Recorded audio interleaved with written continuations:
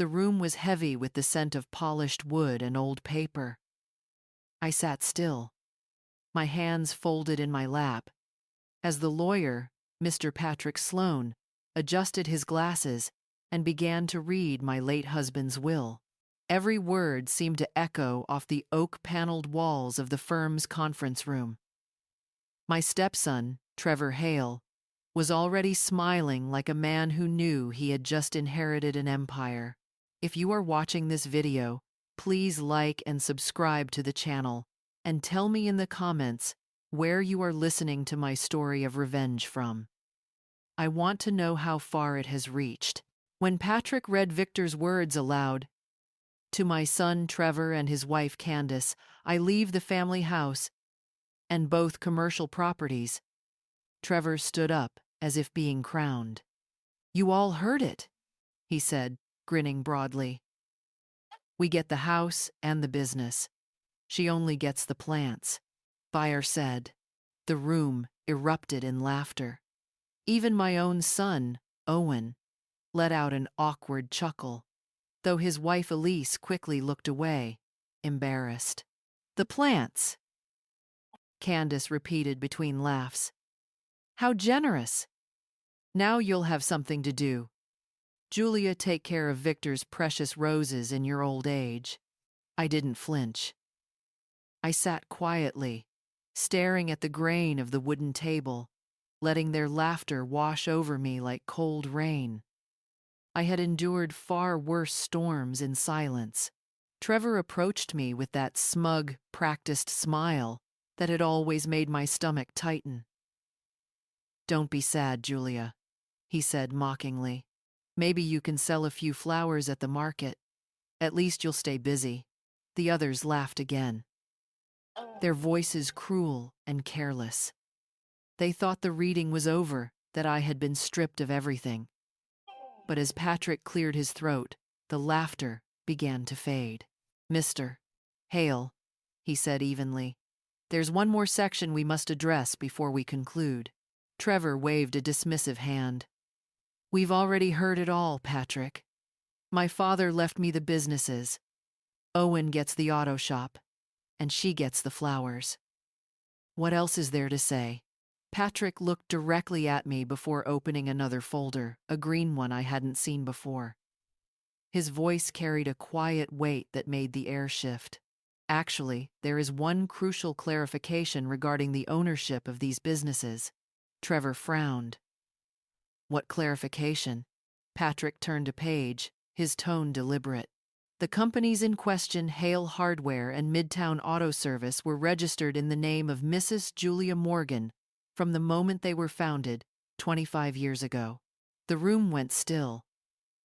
Trevor blinked. "That's impossible." Patrick looked unbothered. "Your father, Victor Hale, was listed only as an administrator, never the legal owner. All corporate documents, tax records, and property deeds are under Mrs. Morgan's name." The silence that followed was the kind that bends time.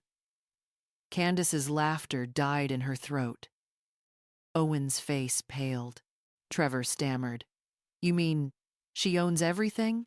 Patrick nodded once. "She always has." I lifted my gaze at last, meeting their eyes one by one. My voice was calm, steady, unshaken. "I may have been quiet all these years, but don't mistake silence for weakness." No one spoke after that. And for the first time in decades, I felt the room finally see me not as a widow, not as a servant, but as the woman who owned it all. For several seconds, no one moved.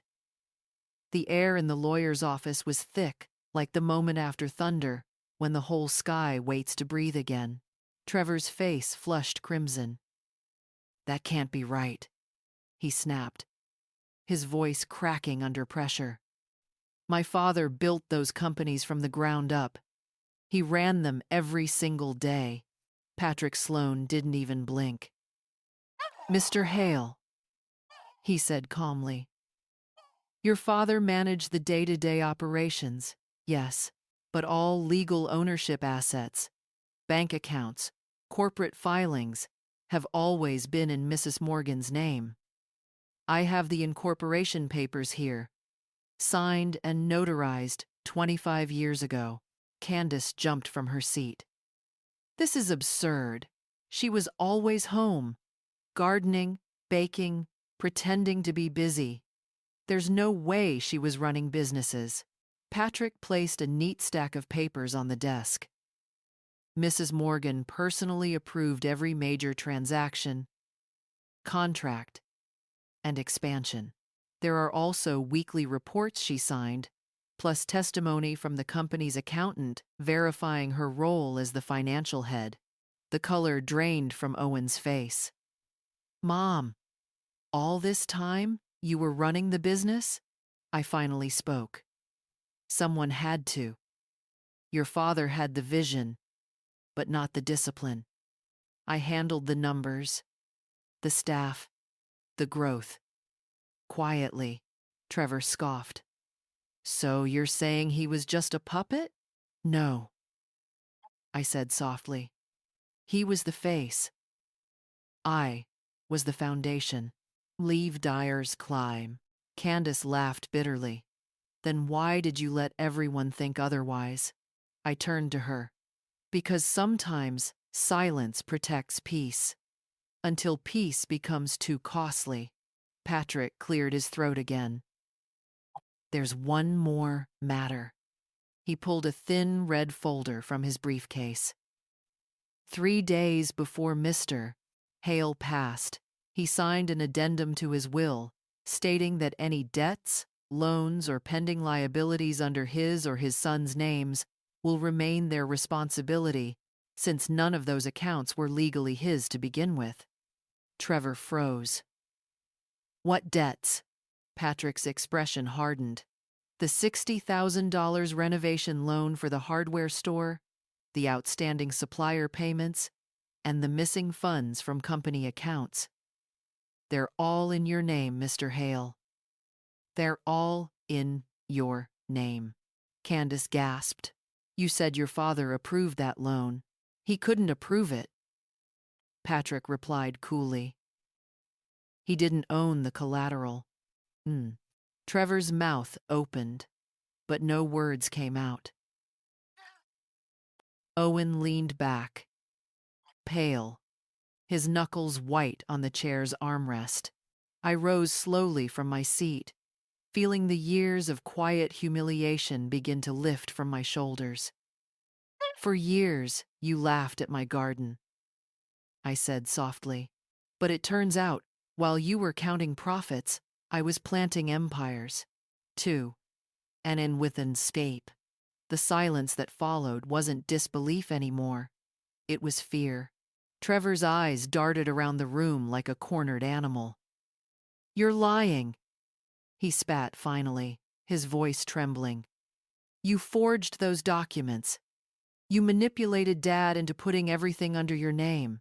Patrick's voice stayed even. Every signature has been verified. Your father understood the arrangement clearly. He even reaffirmed it 5 years ago after the last audit.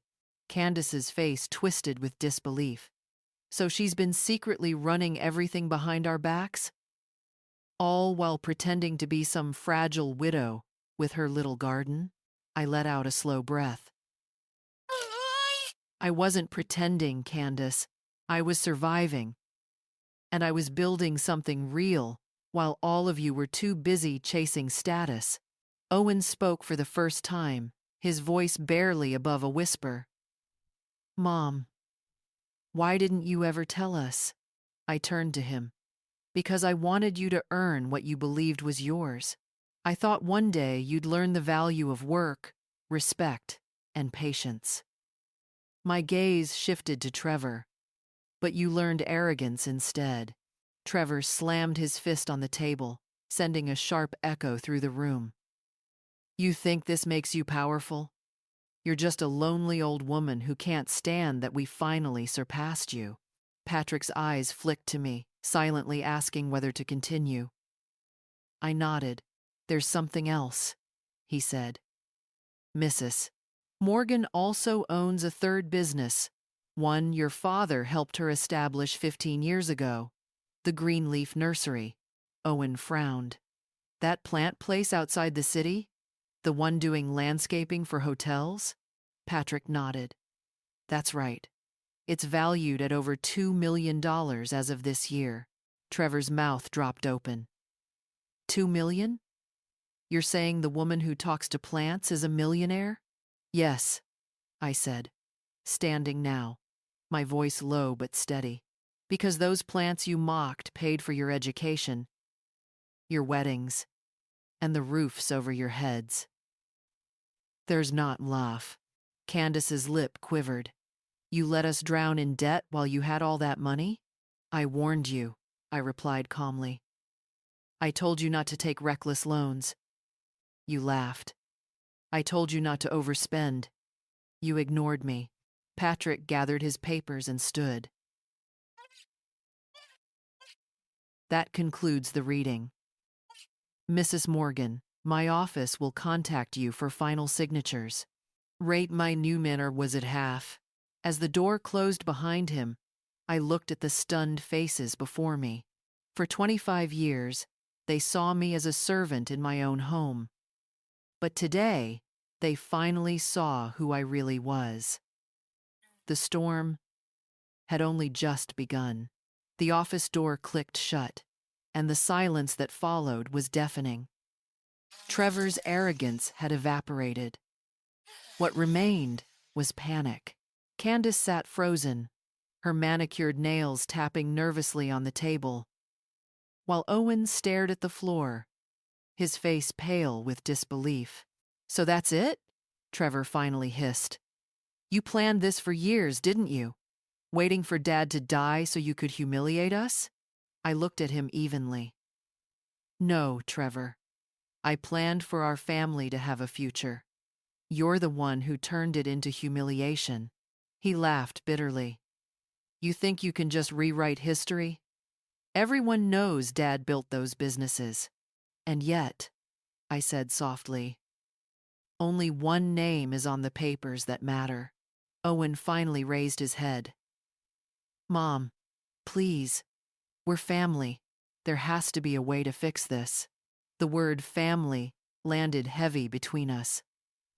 I'd used it for years to justify every sacrifice I made. Every time I stayed silent while they dismissed me.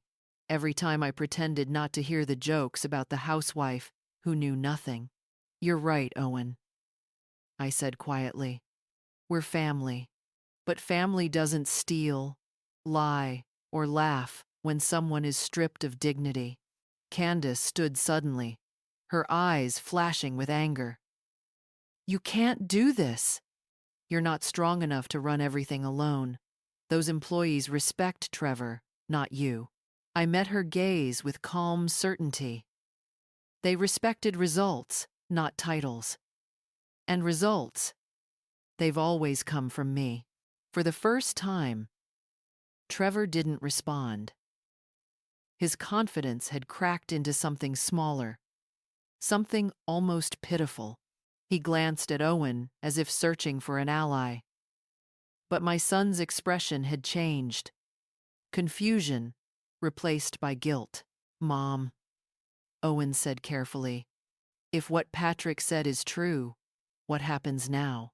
I looked between the three of them, then said the words I had been saving for years. Now, you face the reality you built. The businesses, the debts, the choices. They're yours to clean up. And as for me, I paused, letting the weight of it hang in the air. I'll decide what part, if any, you'll play in the future. Trevor's mouth opened, but no sound came. Candace looked away, blinking rapidly. Owen lowered his head. As I walked out of the office, the city sunlight spilled through the glass doors. For the first time in decades, I wasn't walking behind anyone. I was walking ahead. 2 days passed after the will reading, But the echo of that day still lingered like a storm cloud, refusing to move on. I thought they would stay away longer, nursing their wounded pride, but on the third afternoon, my doorbell rang. Through the peephole, I saw Trevor, Candace, and Owen standing on my porch. Trevor looked different. His perfect hair disheveled, his arrogance traded for a nervous frown. Candace clutched her purse like a lifeline. Owen stood behind them, his expression unreadable. I opened the door slowly. "You've come quickly," I said. Trevor forced a smile. "We need to talk, Julia. Privately." I stepped aside without a word. The house, quiet and sunlit, seemed to make them uncomfortable. They used to fill this place with noise and laughter, the kind that excluded me. We gathered in the living room. No one sat until I did. Trevor spoke first. "Look, about what happened at the lawyer's office. It was shocking, okay? None of us knew. We were caught off guard." "Shocked," I repeated. "That the woman you mocked was the one who kept you fed?" Candace's tone softened. "Julia, we didn't mean to disrespect you. We just, well, we thought Victor handled everything." "You thought," I said, my voice even. "Because that's easier than knowing." Owen shifted forward. "Mom, please, maybe we can make things right. If you let us help with the businesses, we can prove ourselves. I'll work twice as hard." I studied him carefully. There was sincerity in his voice, but also fear, the fear of losing everything. "And what about you, Trevor?" I asked. "Do you want to work? Or just collect what you think you deserve?" His jaw tightened. "I've worked my whole life." "You can't erase that. When the privaling, I'm not erasing anything," I replied calmly. "I'm redefining it. Thank you for watching." Candace jumped in, her voice trembling. "You have to understand, Julia. The businesses need Trevor. He's the face clients trust." I smiled faintly. Clients trusted results, not faces. They'll manage. Silence settled again, thick and heavy. Finally, Owen spoke softly. "Mom, we made mistakes, but you have to give us a chance to fix them." I rose to my feet. "A chance isn't given, Owen. It's earned." Their eyes followed me as I walked to the door and opened it wide. "When you're ready to earn it, you'll know where to find me." And with that, the same children who once laughed at me now left my house in silence, each step heavier than the last. A week went by without a word from any of them. The house was finally quiet, no ringing phones, no hollow apologies. I spent my mornings in the greenhouse, pruning the orchids that had outlasted every storm in my life. Their stillness was healing, but the silence left room for thought. On Friday afternoon, just as I was arranging fresh lilies for the front hall, I heard a car pull into the driveway. It was Owen's. He stepped out alone, carrying a worn leather folder. "Mom," he greeted softly, his tone cautious but sincere. I gestured for him to come in.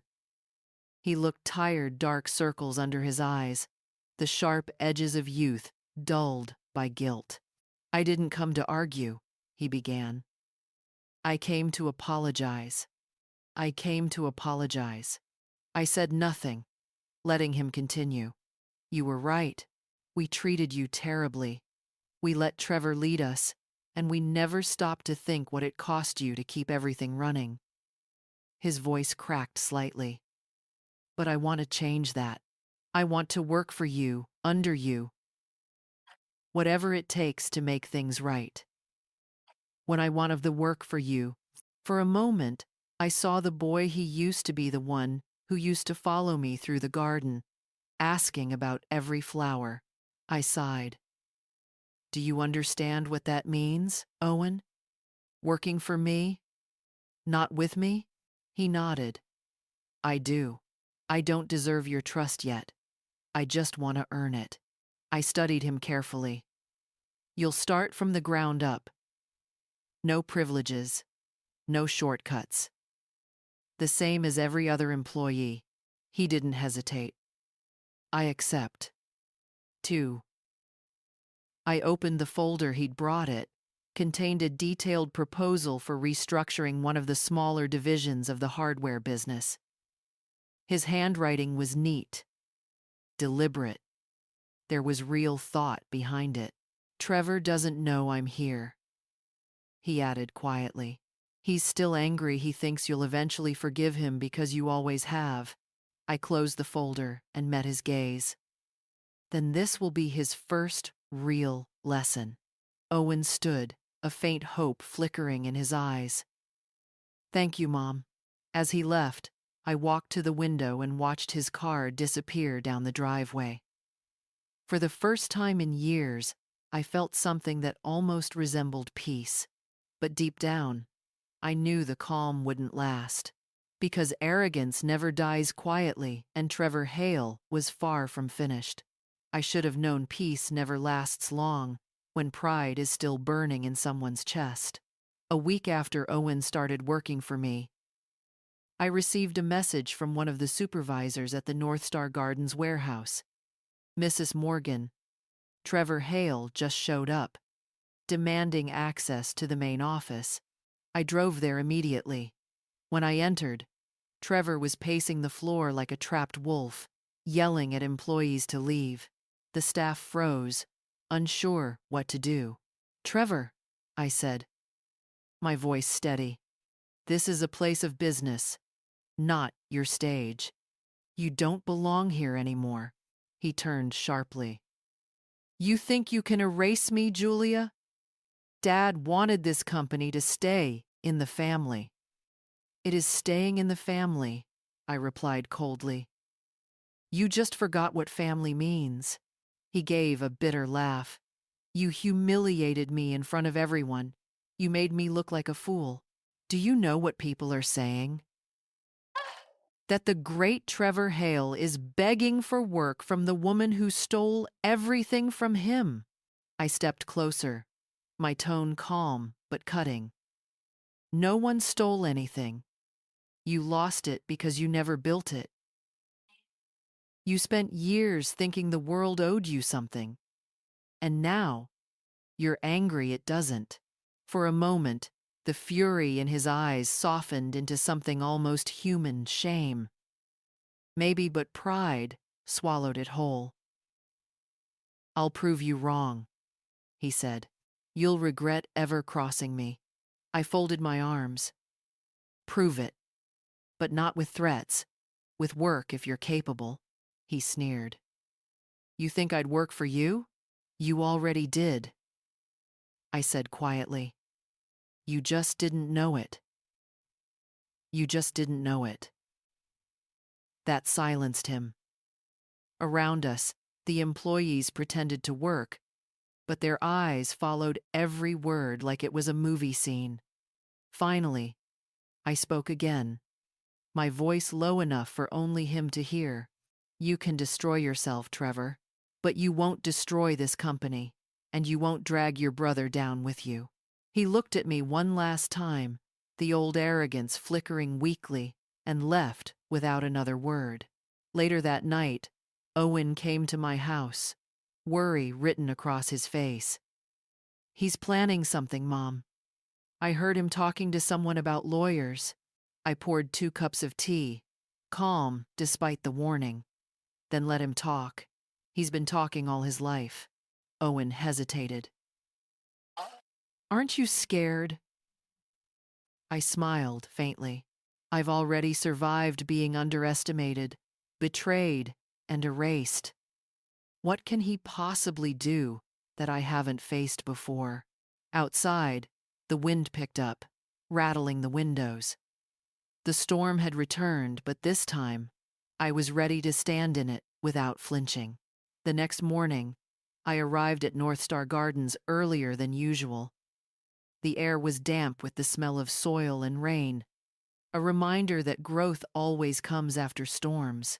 Owen was already there, going over inventory lists, trying to keep things steady despite the tension Trevor had left behind. Did he come back? I asked. Owen shook his head. Not yet, but he's been making calls. I think he's trying to rally a few old suppliers, claiming Dad promised them shares. I sighed. Classic Trevor.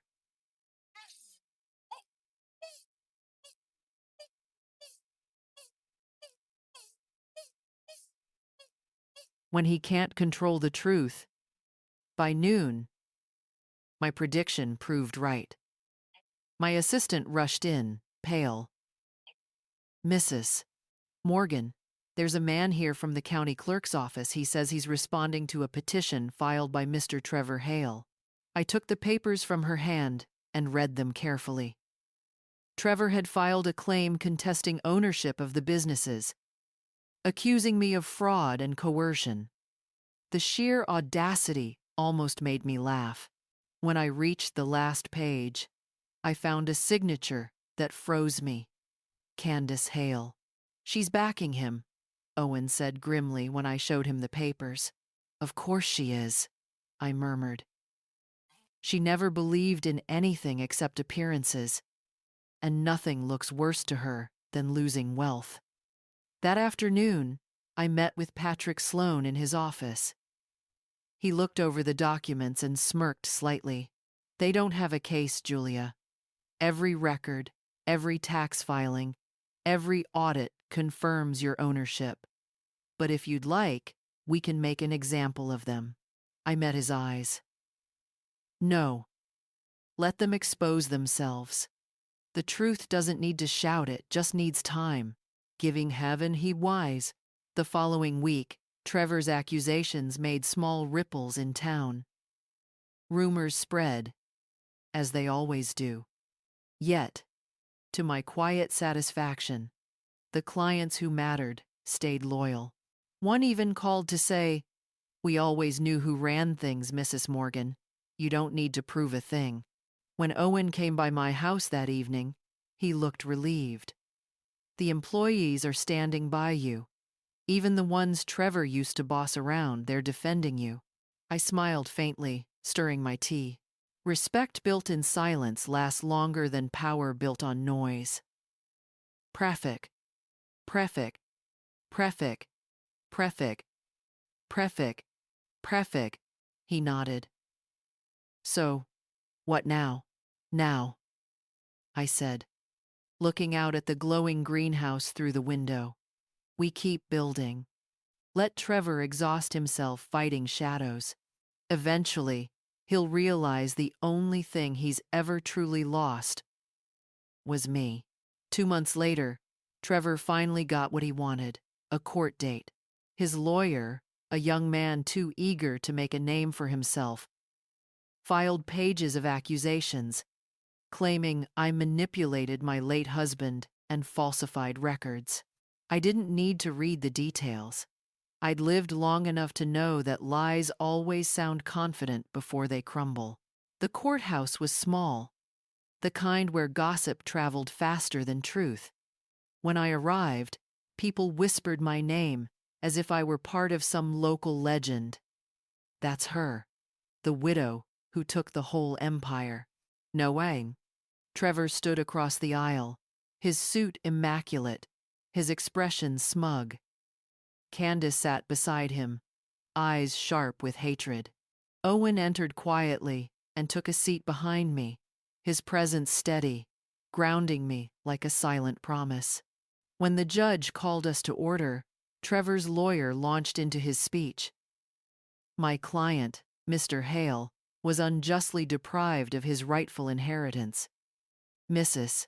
Morgan used deceit to transfer ownership of the family businesses into her name, robbing these children of their future. He gestured toward me dramatically. She exploited her husband's trust, hiding behind false humility and manipulation. I didn't flinch. I'd spent years letting people define me. Not anymore. When Patrick rose to speak, the tone shifted instantly. Calm, precise, lethal. Your Honor, he began. These accusations are not only false but disproven by a quarter-century of documentation. Every signature, every transaction, every tax filing bears Mrs. Morgan's name as the sole legal owner. Her late husband operated under her authorization. She built these companies, sustained them, and expanded them long before these individuals. He nodded toward Trevor and Candace, ever learned how to spell the word business. Trevor slammed his fist on the table. She's lying. They're never one to. Patrick didn't even glance his way. If the court would permit, he continued, we've brought witnesses, one by one. Familiar faces entered: employees, suppliers, accountants, people who had seen the truth long before it was convenient to believe it.